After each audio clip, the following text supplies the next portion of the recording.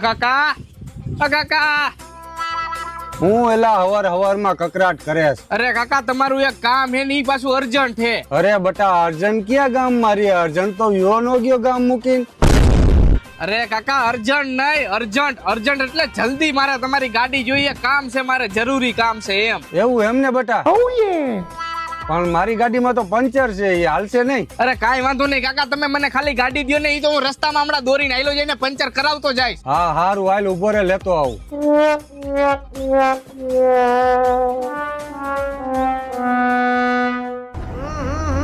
राजा जी अपनी शक्तियों का पूरा इस्तेमाल कर रहे हो.